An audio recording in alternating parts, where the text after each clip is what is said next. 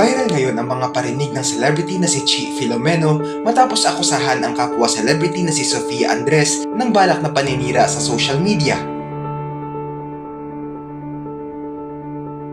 Sa inilabas na Instagram stories ni Chi, ipinakita niya ang mensahe ng isang influencer na nagsumbong sa kanya at sinabing kinausap siya ni Sofia maging ang ibang influencers na siraan si Chi sa TikTok at iba pang social media platforms. Ayon kay Chi, alam niyang evil si Sofia pero hindi niya inakalang kaya niyang bumaba sa ganitong level. Sana umano ay hindi ito danasin ng anak niya dahil hindi gagawin ni Chi ang ganitong paninira at ayaw niya ring maranasan na magiging anak niya ang ganitong bagay.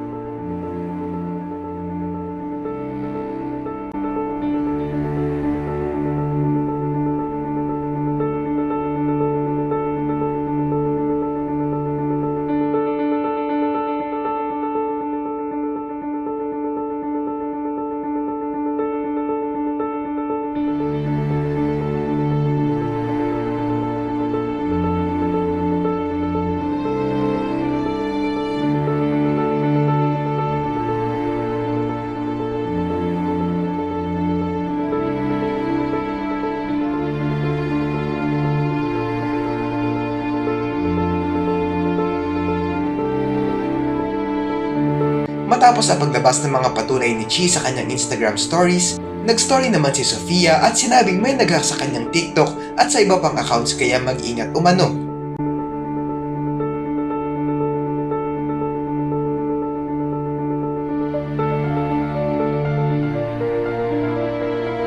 Hindi ito pinalagpas ni Chi, sabay kinwestiyon ang sinabi ni Sofia na nahack ang kanyang accounts. Dagdag pa niya, hindi may tatago ng mga mamahaling damit ang pangit na pag-uugali.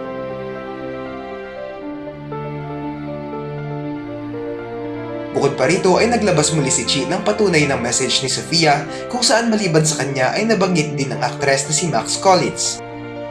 Dito ay makikita ang inutusan ni Sofia ang isang influencer umano na umarte na isang fan na nag-o-observe.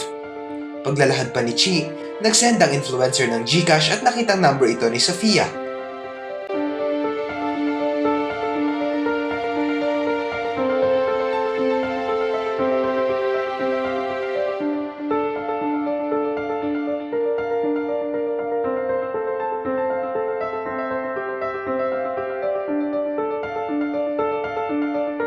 Bilang panapos ni Chi, nilinaw niya na hindi niya dinadamay ang anak ni Sofia rito. Sinabi niya lang na sana umano ay hindi ito maranasan ng anak niya maging ng ibang bata dahil masakit ito. Dagdag pa niya, hindi siya titigil na tumayo para sa sarili niya at sa mga taong mahal niya dahil alam niyang wala siyang ginagawang masama. Huling hirit niya, ang tanda na nila pero bakit bully pa rin hanggang ngayon si Sofia?